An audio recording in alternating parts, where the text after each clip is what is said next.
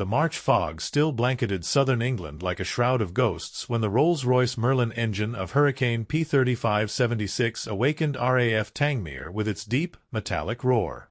It was 5:47 a.m. on March 12, 1941. The sun hadn't fully risen yet, but the war never slept. Flight Lieutenant James "Jamie" Nicholson adjusted his leather gloves inside the cramped cockpit, his breath forming small clouds in the frozen morning air.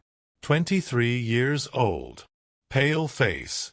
Dark circles under his eyes from 3 months of continuous combat sorties over the Channel. His Hurricane, marked with the squadron codes NNF, sat on the hardstand like a predator waiting to hunt. 8.303 Browning machine guns. 334 rounds per gun. 1 pilot. 1 mission. Weather's turning nasty out there, Jamie. The voice crackled through his headset. Squadron Leader Patterson. Ground control, always the pessimist. Cloud base dropping fast. Visibility down to 2 miles and falling. Copy that. Jamie's voice was calm, almost mechanical. He'd flown in worse. They all had. The mission was simple on paper. Patrol sweep over the Channel between Selseybill and the French coast. Hunt for German reconnaissance aircraft probing British defenses. Stop them before they could report back the positions of coastal convoys. Standard stuff. Routine. Except nothing was routine anymore in March 1941. The Germans had been relentless since the new year. Messerschmitt Bf 109s roaming in pairs. Junkers Ju-88s sneaking through cloud cover. Dornier Du 17s testing radar stations. Every day brought new contacts, new fights, new losses. RAF Fighter Command was bleeding experienced pilots faster than training units could replace them. Jamie ran through his pre-flight checks one more time. Fuel. Full tanks, 97 gallons. Oil pressure. Steady. Coolant temperature. Rising normally. Control surfaces. Free and correct. Gun sight. Illuminated. The Hurricane responded to every input like an extension of his own body. He'd flown this exact aircraft for 6 weeks now. He knew every vibration, every sound, every quirk of her temperament. Tango Fox, you are cleared for takeoff. Vector 090. Angels 12. Good hunting. Roger. Rolling now. Jamie released the brakes and pushed the throttle forward. The Merlin howled. The Hurricane lunged ahead, tail lifting almost immediately. The grass airfield blurred beneath the wheels. At 75 miles per hour, he pulled back gently on the stick and felt the aircraft unstick from the earth with that familiar floating sensation that never got old. Wheels up. Flaps up. Climbing turned to the east. Below him, England disappeared into the mist. Stone cottages. Narrow roads. Hedgerows dividing ancient fields. All of it vanishing beneath the gray blanket that seemed to stretch forever. Within 2 minutes, he was alone in a world of cloud and silence, climbing steadily toward 12,000 feet where visibility might be better. The Channel appeared suddenly through a break in the clouds. Dark. Restless. Whitecaps marching in endless rows toward France. Somewhere out there, across that cold water, German pilots were waking up too. Checking their own machines. Planning their own missions. Hunting. Jamie leveled off at Angels 12 and began his patrol pattern. East along the coast. South toward mid-channel. West back toward Selsey. North toward the coastline. A rectangular search box 30 miles on each side. Eyes scanning constantly. Mirrors checked every 10 seconds. Head on a swivel. 10 minutes passed. Nothing. 20 minutes. Still nothing. The cockpit was brutally cold despite his thick flying suit. Ice crystals formed on the inside of the canopy. His fingers ached inside the gloves. His feet were numb. But his eyes never stopped moving. Left, right, up, down, Behind. Always behind. Then he saw it. A dark speck against the gray clouds to the southeast. Low. Maybe 8,000 feet. Moving north. Fast. Contact. Bandit. 7 o'clock low. Investigating. Jamie rolled the Hurricane into a diving turn, losing altitude rapidly while keeping his speed under control. The speck grew larger. Twin engines. Distinct silhouette. Junkers Ju-88. Fast bomber. Probably photographing coastal installations or convoy routes. The German hadn't seen him yet. Classic bounce opportunity.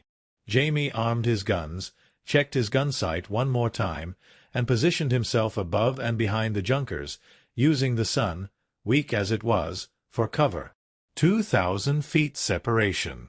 1,500. 1,000.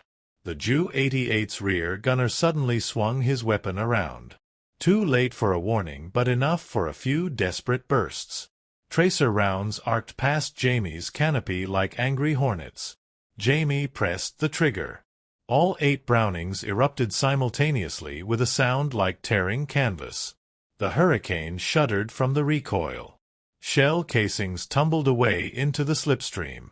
His bullets walked up the Junker's left engine, tearing through the cowling in a shower of sparks and smoke.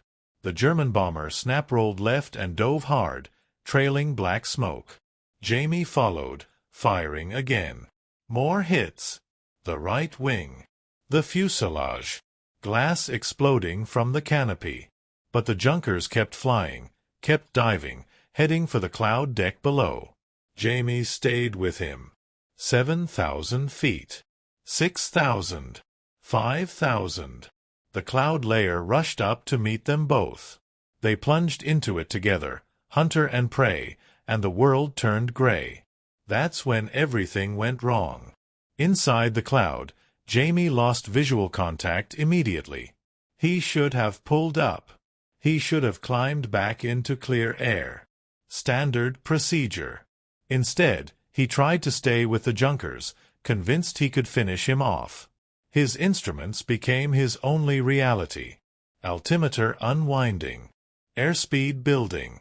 Artificial horizon tilting. Compass spinning. He was in a spiral dive inside solid cloud with no visual reference and no guarantee he'd come out the other side. 4,000 feet. 3,000. 2,000. The Hurricane's wings screamed. The airframe shook. The stick felt like iron in his hands. 1,500 feet. He hauled back on the stick with everything he had. The G-forces slammed him down into his seat. His vision narrowed to a tunnel. Blood drained from his brain. 1,000 feet. He broke out of the clouds at 800 feet, wings level, barely controlled, with the gray English Channel filling his windscreen. But something was wrong. Horribly wrong. The engine was running rough. Sputtering. White smoke pouring from the cowling. Oil pressure dropping. Coolant temperature spiking into the red. A metallic grinding sound echoed through the airframe. He'd been hit. Somewhere in that brief engagement, a German bullet or shrapnel from his own ricochets had found something vital. Mayday, mayday, mayday. Tango Fox. Engine failure. Attempting return to base. Static. No response. His radio was dead too. Jamie turned northwest toward England, nursing the dying engine, praying the Merlin would hold together for just a few more minutes. The Hurricane was losing altitude slowly but steadily. 100 feet per minute. Then 200. The mathematics were simple and brutal. He had maybe 10 minutes before he'd be swimming in the channel. The English coast appeared ahead through the haze. Maybe 5 miles. So close. The engine seized with a bang that sounded like a gunshot. The propeller stopped dead. Absolute silence except for the wind screaming past the canopy. Jamie was gliding now. A 12,000-pound glider with the aerodynamics of a brick. He had one shot at this. One chance to make it home. 4 miles from the coast. Altitude 2,000 feet. Glide ratio maybe 8 to 1 if he was lucky. He could see Tangmere ahead. The grass runway. The hangars. Home. But the mathematics said no. He wasn't going to make it. Not even close. The hurricane descended through the gray morning air without a sound except the whistle of wind through bullet holes Jamie hadn't noticed until now. His airspeed was 120 miles per hour, optimum for distance. Any faster and he'd burn altitude too quickly. Any slower and he'd stall and spin into the channel. He had perhaps 90 seconds to decide how he wanted to die. Below him, the dark water churned with whitecaps. Surface temperature this time of year, maybe 45 degrees Fahrenheit. Survival time if he ditched, 15 minutes. 20 if he was extraordinarily lucky. The Mae West life vest would keep him afloat, but hypothermia would shut down his body long before any rescue launch could find him in this visibility. Jamie's hands moved with mechanical precision, trimming the aircraft for maximum glide, jettisoning the canopy hood. It flew away tumbling into the slipstream, preparing for either ditching or bailout. The cold March air blasted into the cockpit, stealing his breath, but now at least he could jump clear if he had to. 3 miles from the coast. Altitude 1,400 feet. His mind ran the calculations again. Glide ratio 8 to 1 on a perfect day. This wasn't a perfect day. The damaged engine cowling was creating drag. The bullet holes in the wings were bleeding lift. Call it 7:1 if he was lucky. He needed 15,840 feet of glide distance to cover 3 miles. At 1,400 feet, he had maybe 9,800 feet. He was going to be 6,000 feet short. Half a mile. He was going to hit the water half a mile from the beach. God damn it. The words came out as vapor in the freezing air. 2.5 miles. Altitude 1,150 feet. He could see the beach now. White cliffs. Dark rocks. A church steeple inland. Roads. Fields. Civilization. Safety. All of it impossibly far away. Behind him, somewhere over the channel, that Junkers was probably limping home too, if he hadn't killed it outright. 2 young men on opposite sides of a war, both just trying to survive another day. Both bleeding from the same fight. 2 miles. Altitude 900 feet. Jamie's training screamed at him, bail out now while you still have altitude. Let the aircraft go. Save yourself. But something made him hesitate. Some stubborn, irrational part of his brain that couldn't accept defeat. He'd flown P-35-76 through 27 combat sorties. She'd brought him home every single time. The idea of abandoning her now, of watching her hit the water without him, felt like betrayal. Come on, girl. Just a little farther. He adjusted the trim again, squeezing every possible foot of distance from the glide. The hurricane responded, her nose coming up slightly, her sink rate decreasing from 200 feet per minute to 180. It wasn't much, but it might be enough. 1.5 miles. Altitude 650 feet. The beach was close enough now that he could see individual rocks. Houses along the coastal road. A farmer in a field, looking up at the sound of, wait. There was no sound. Just the wind. The farmer was watching a silent aircraft gliding toward him like a ghost. 1 mile. Altitude 400 feet. Jamie could smell the land now. Wet earth. Smoke from coal fires. England. Home. Half a mile. Altitude 200 feet. The mathematics suddenly, impossibly, said maybe. He was going to be close. Desperately close. The beach was coming up fast. Beyond it, a road. Beyond that, open fields. If he could clear the beach, clear the road, he could put her down in the field. 1/4 mile. Altitude 100 feet. The beach rushed beneath him. White cliffs, rocks, breaking waves. Then the road, a blur of gray, and then he was over the field, 50 feet up, still gliding, still flying. Jamie pulled back on the stick, flaring for landing, bleeding off speed, feeling the hurricane settle toward the grass. 40 feet. 30. 20. The main wheels touched first, a solid thump that rattled his teeth. The tail wheel dropped. He was down, rolling, slowing. The hurricane rolled across the field for maybe 300 feet before coming to rest at the edge of a stone fence. Silence. Complete silence except for the ticking of cooling metal and Jamie's own ragged breathing. He'd made it. Against every calculation, against every law of physics, he'd made it home. Jamie sat in the cockpit for a long moment, his hands shaking on the control column, adrenaline draining from his system like water from a broken dam. Then he unbuckled his harness, climbed out onto the wing, and dropped to the ground. His legs nearly gave out.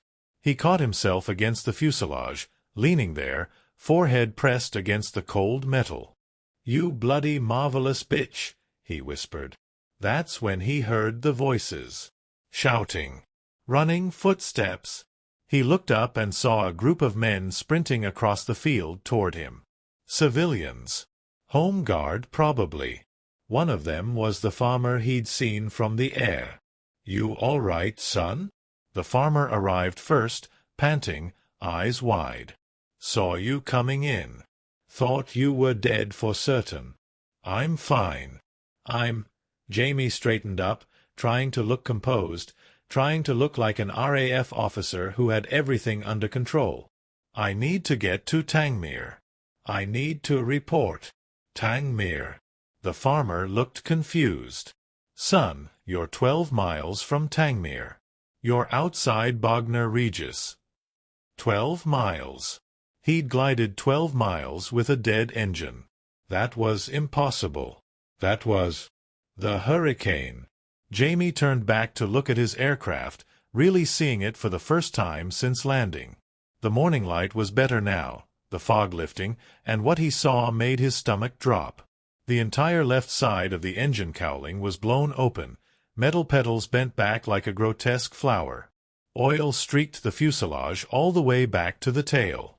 The left wing had at least 15 bullet holes he could see, maybe more on the underside. The right aileron was hanging by a single hinge. The tail section had taken hits too, fabric torn, ribs exposed. But that wasn't the worst part.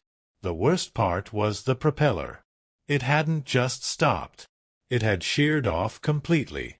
The blade roots were still attached to the hub, but the blades themselves, 12 feet of laminated wood and metal, were gone.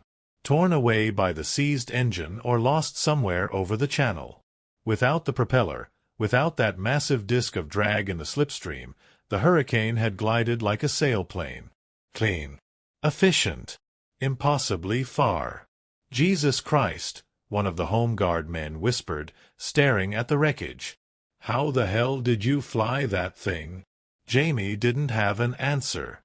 He walked around the aircraft slowly, documenting the damage with his eyes, touching the torn metal, the shredded fabric.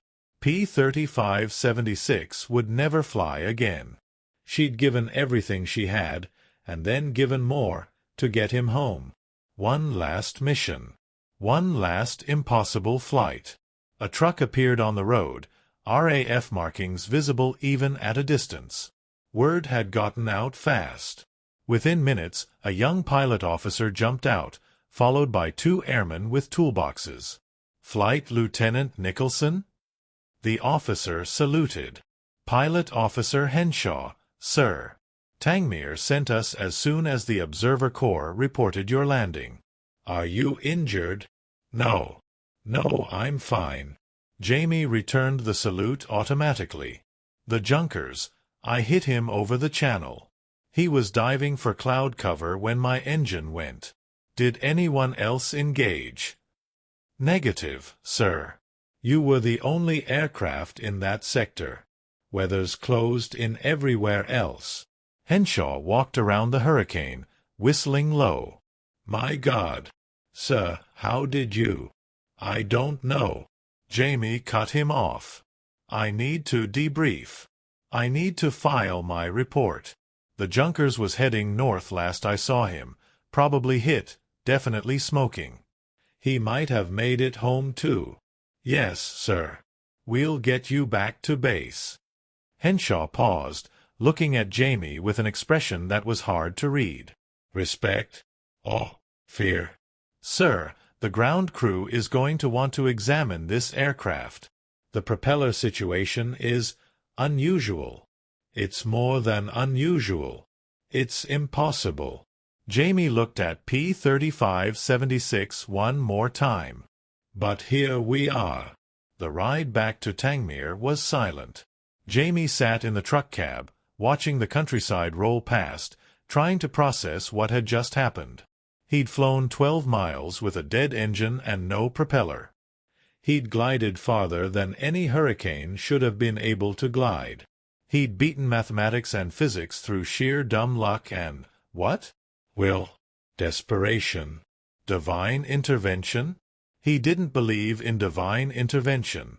He believed in metal and fuel and lift and drag. He believed in training and skill and experience. But what he'd just done shouldn't have been possible with any of those things. When they arrived at Tangmere, Squadron Leader Patterson was waiting outside the operations building, arms crossed, face grim. Jamie climbed out of the truck, straightened his uniform, and walked to meet him. 12 miles, Jamie. Patterson's voice was flat. You glided 12 bloody miles with no engine. Yes, sir. The propeller came off. Yes, sir. That's impossible. Yes, sir. Patterson stared at him for a long moment, then shook his head slowly. Get to debriefing. Intel wants every detail about that Junkers. Then get some rest. You're grounded for 24 hours. Sir, I'm fine. I can. That's an order, Jamie. Grounded. We'll salvage what we can from P-3576, but she's done. Consider yourself between aircraft until we can assign you a replacement. Jamie saluted and headed for debriefing, but his mind wasn't on the Junkers anymore. It was on that silent glide. That impossible flight. That moment when the hurricane should have fallen from the sky but didn't. And deep in his gut, beneath the adrenaline and exhaustion, something felt wrong. Something felt incomplete. Like the story wasn't over. Like P-3576 wasn't finished yet. 3 days later, on March 15, 1941, at 2:34 in the afternoon, RAF Tangmere received a radio transmission that would become one of the most documented and most disputed events in fighter command history. Tangmere Tower, this is Hurricane P-3576 inbound for landing. Request permission to land. The radio operator, Corporal Dennis Wright, froze at his station. He stared at the radio set like it had grown teeth. Behind him, the duty officer, Flight Lieutenant Morris, leaned forward, frowning. Did that transmission just say P-3576? Yes, sir. Wright's hand hovered over the transmit button. That's impossible, sir. P-3576 is in the salvage yard. We pulled her out of Bognor 3 days ago. I know what bloody aircraft is in the salvage yard, Corporal. Morris grabbed his binoculars and moved to the tower window. Where is this contact? Wright checked his radar plot. Primitive equipment, barely reliable, but it showed a single contact inbound from the southeast, altitude 1,200 feet, speed approximately 180 miles per hour. Standard hurricane approach speed. 2 miles out, sir. Bearing 115. Descending. Morris scanned the sky through his binoculars. Broken clouds. Patches of blue. Visibility maybe 5 miles. Then he saw it. A dark speck against the clouds, growing larger, wings level, coming straight for the runway. A hurricane. No question about it. The distinctive silhouette was unmistakable. Tangmere Tower to inbound hurricane. Morris keyed the microphone himself. Identify yourself. State your squadron and pilot name. Silence. Then, P-3576. Request landing clearance. The voice was distorted by static, hollow, almost mechanical. But underneath it, Morris could swear he heard something else. Something wrong. Like the radio was picking up interference from somewhere it shouldn't. Negative, unknown aircraft. Provide proper identification or you will be engaged. We have Spitfires on standby. This wasn't a bluff. After 3 months of German reconnaissance probes, Fighter Command didn't take chances with unidentified aircraft. 2 Spitfires from 610 Squadron were already on quick reaction alert, pilots in cockpits, engines warm. The Hurricane continued its approach, seemingly oblivious to the threat. 1 mile out now. Morris could see details through the binoculars. Battle damage. Oil stains. Torn fabric. Jesus Christ. Morris lowered the binoculars slowly. Corporal, scramble the crash crew. And get Squadron Leader Patterson up here. Now. Sir. Do it. Wright grabbed the telephone, but his eyes never left the window. The Hurricane was half a mile out now, on perfect final approach, descending at the standard 500 feet per minute rate. Landing gear down. Flaps extended. Everything textbook perfect. Except for one impossible detail. The propeller wasn't spinning. The engine cowling was blown open, torn metal visible even at this distance. No exhaust smoke. No sound. Just the whistle of wind through a gliding aircraft. And worse, much worse, the propeller blades were gone. Just the hub remained, naked and obscene, with 3 stumps where 12-foot blades should have been. It's P-3576. Morris's voice came out as a whisper. It's actually P-3576. The Hurricane crossed the airfield boundary at 100 feet, still descending, still perfectly stable. The windsock showed a 5-knot breeze from the southwest. Perfect landing conditions. The aircraft was aimed directly at runway 26, lined up with the kind of precision that spoke of an experienced pilot at the controls. But there was no pilot. Morris could see into the cockpit now. The canopy was gone, torn away during the emergency landing at Bognor. The seat was empty. The harness dangled loose. No one was flying that aircraft. It was flying itself. Mother of God. Wright crossed himself, something Morris had never seen the hardened corporal do before. Sir, what do we? The Hurricane touched down. Main wheels first, exactly on the numbers, with barely a bounce. The tail wheel settled a second later. The aircraft rolled down the grass runway at a perfect angle, bleeding speed, staying on centerline like it was being flown by a master pilot with 10,000 hours in type. 50 feet. 100 feet. 200 feet. The Hurricane rolled to a complete stop exactly 800 feet down the runway, textbook landing distance, and sat there in silence. No propeller. No pilot. No engine.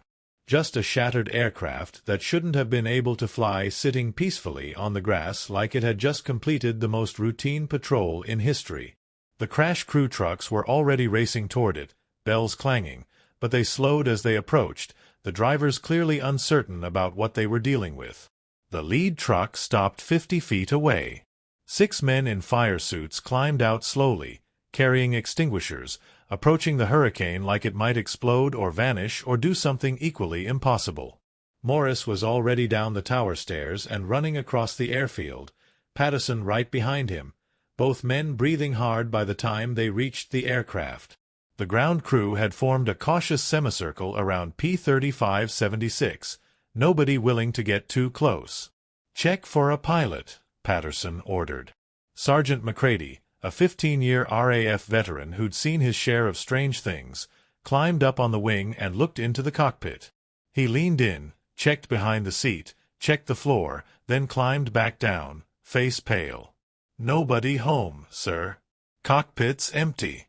Controls are neutral. Everything's shut off. It's like...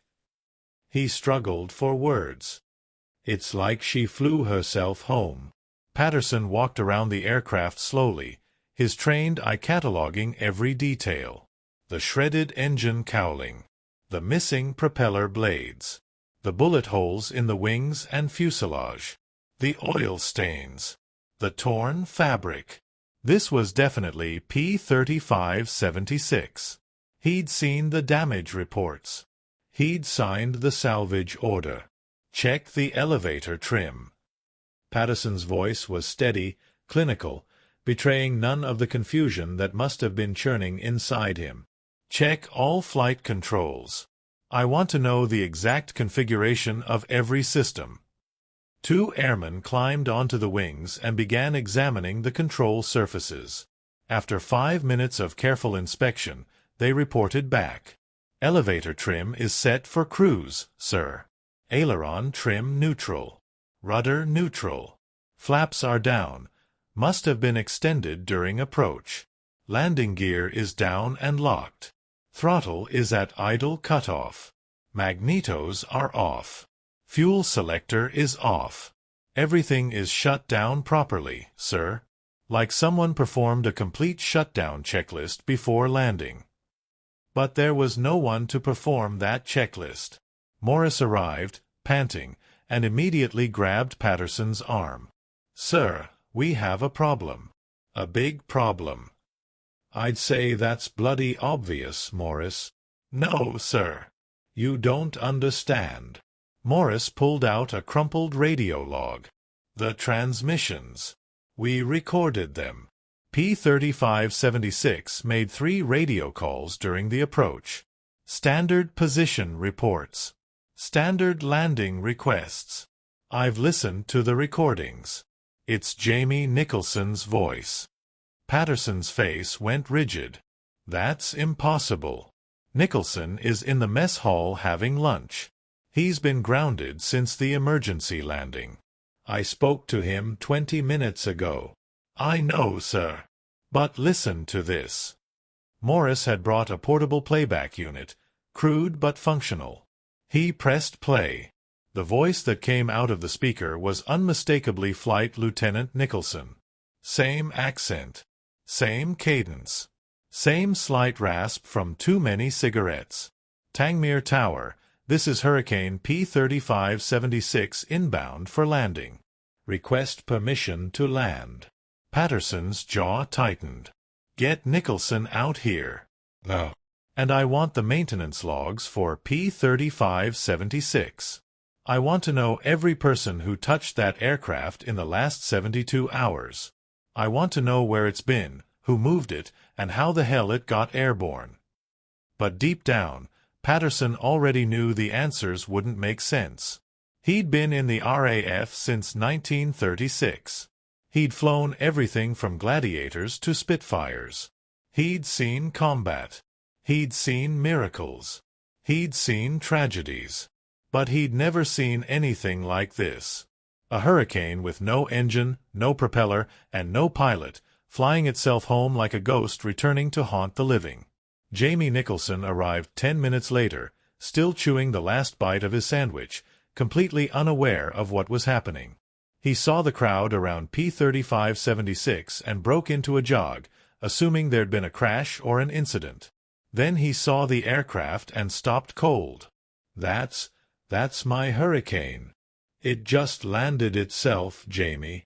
Patterson's voice was flat, drained of emotion. 5 minutes ago.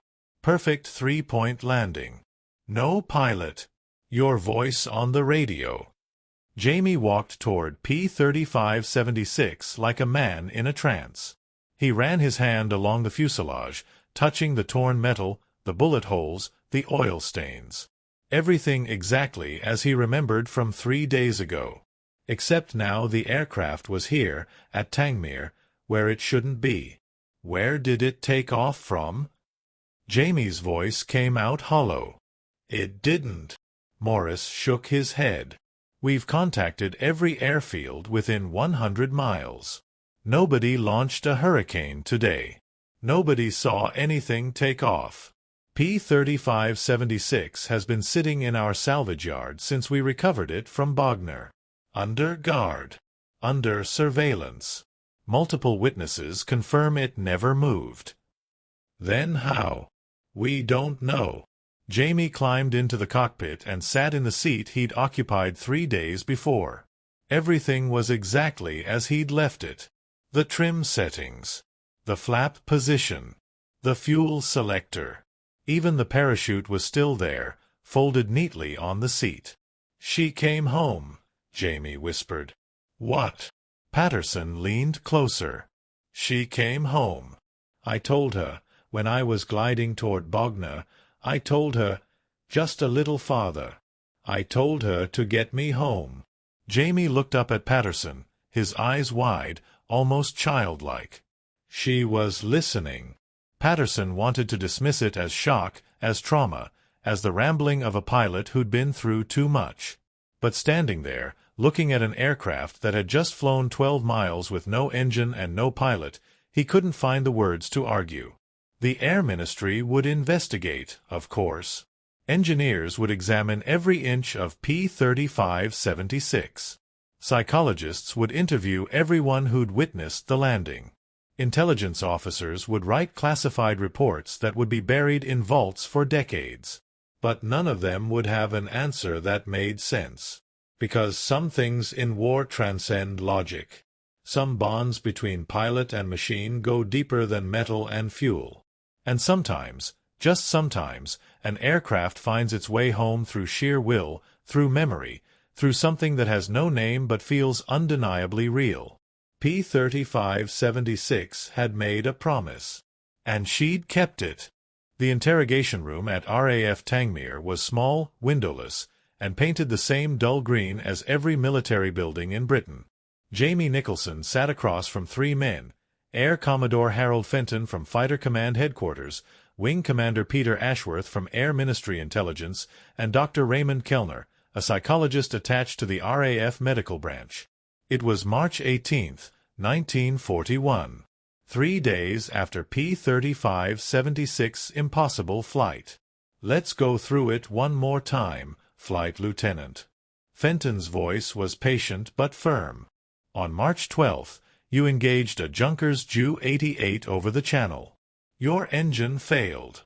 You glided to an emergency landing near Bognor Regis.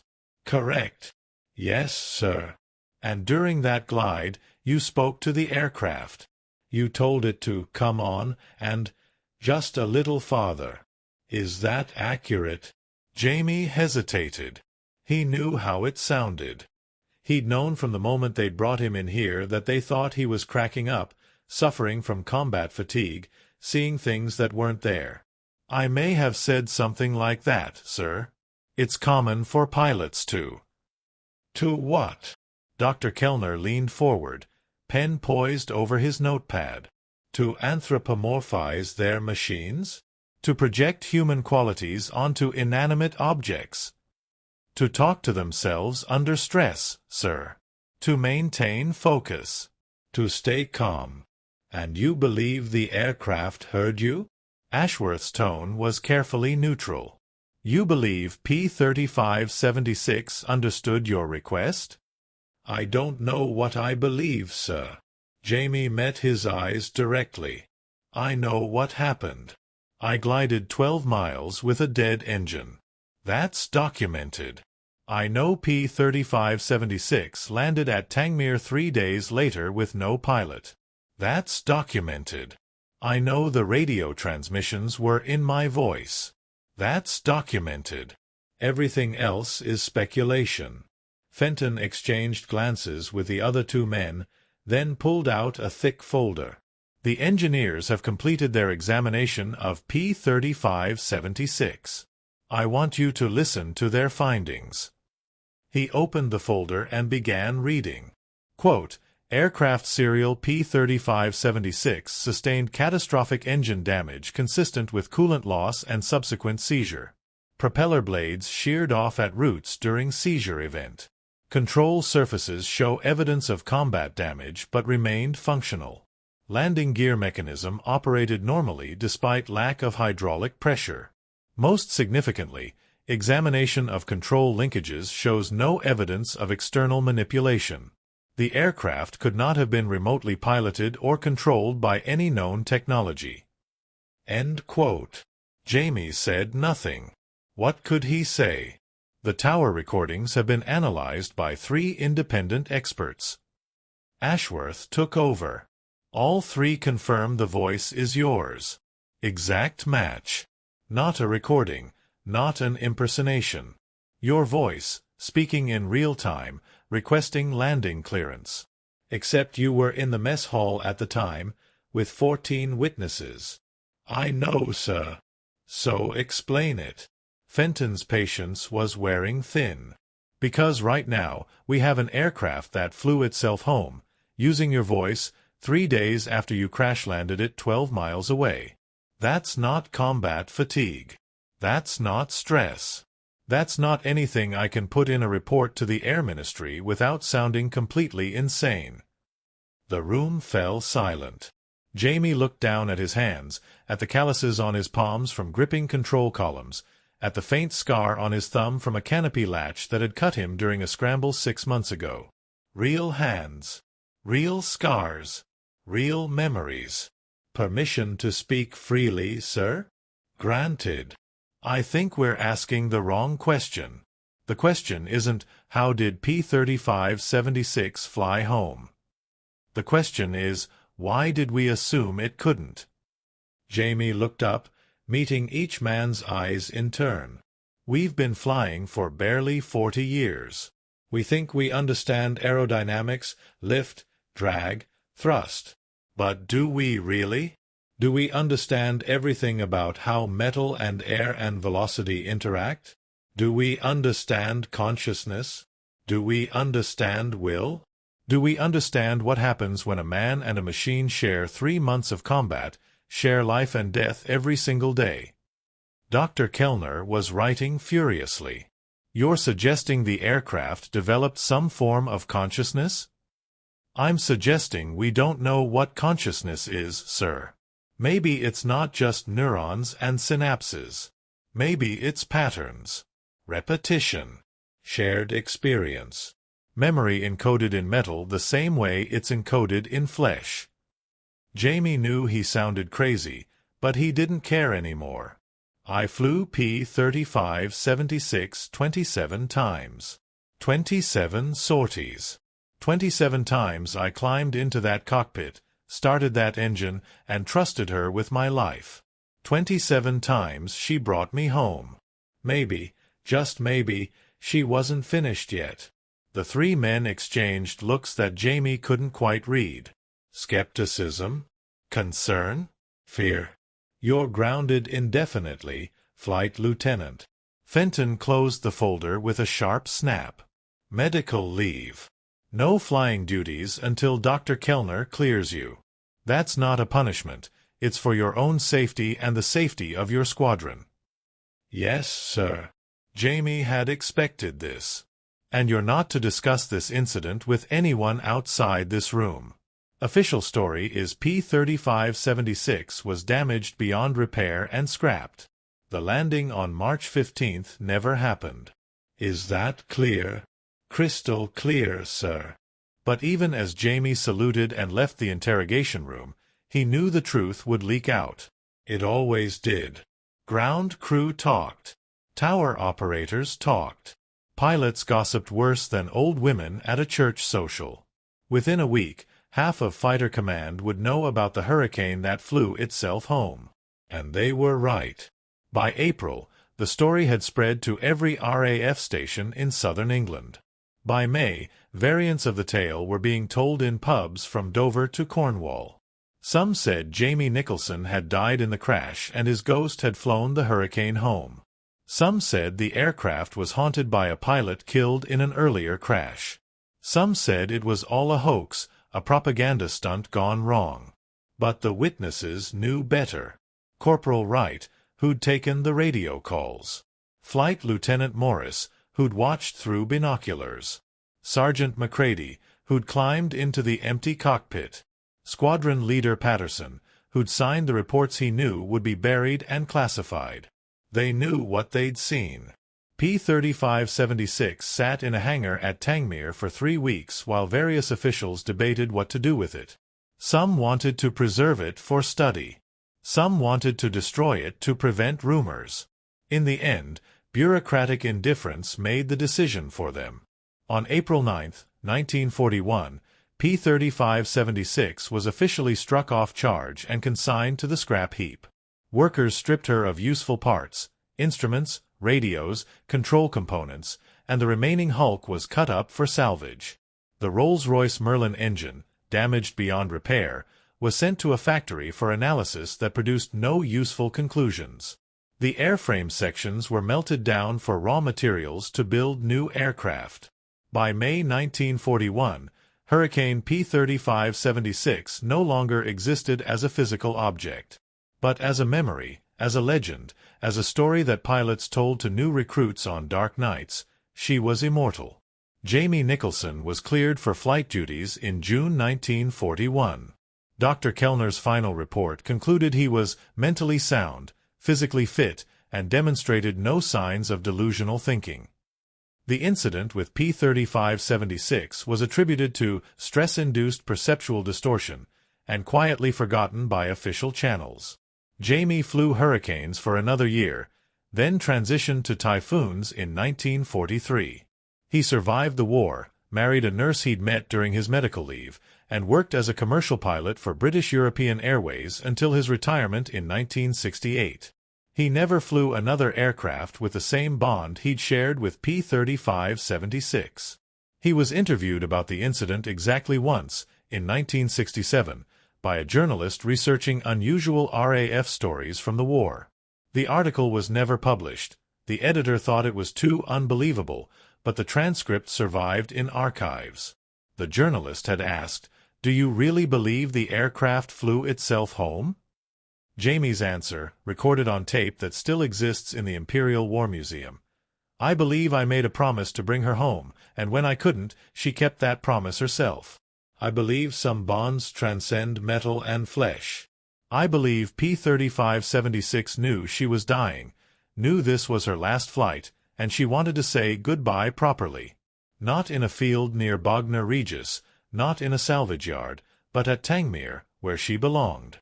Where we both belonged." That's not a scientific answer. No. But science can't explain everything. I learned that on March 15, 1941. The story of P-3576 became one of those legends that gets retold in different forms across generations. Some versions are faithful to the facts. Some are embellished beyond recognition. But at the core, they all contain the same truth. Sometimes the bond between a pilot and his aircraft transcends logic, transcends death, transcends the very laws of physics that keep planes in the air. In 2008, a researcher at the RAF Museum discovered the classified reports from March 1941 in a mislabeled file box.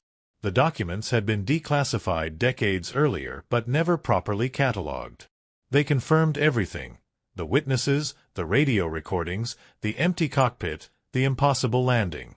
The researcher published a paper that made minor waves in aviation history circles but was largely ignored by mainstream academia. Too strange. Too unverifiable despite the documentation. Too at odds with materialist worldviews that dominate modern science. But pilots know. Pilots who've flown combat, who've trusted their lives to machines that rattle and leak and protest but somehow always bring them home, they know. There's something in the relationship between human and aircraft that goes beyond hydraulics and aluminum and aerodynamics. There's memory. There's trust. There's partnership. And sometimes, in rare moments when the bond is strong enough and the need is desperate enough, there's something else. Something that has no name in any technical manual but that every pilot recognizes when they feel it. P-3576 felt it. And on March 15, 1941, she came home one last time. Not for duty. Not for orders. Not for the war. But for the young man who'd flown her 27 times, who'd trusted her with his life, who'd whispered, "Just a little farther," when both of them were dying over the cold English Channel. She came home for Jamie Nicholson. And in doing so, she became more than a machine, more than a weapon, more than a serial number in a maintenance log. She became legend. The kind of legend that reminds us, in this age of drones and automation and artificial intelligence, that some connections between human and machine can never be fully explained, never be fully understood, but are nevertheless undeniably, impossibly, magnificently real. On March 15, 1941, Hurricane P-3576 flew home like a ghost. And somewhere, in the collective memory of every pilot who's ever whispered a prayer to their aircraft in a moment of desperate need, she's still flying.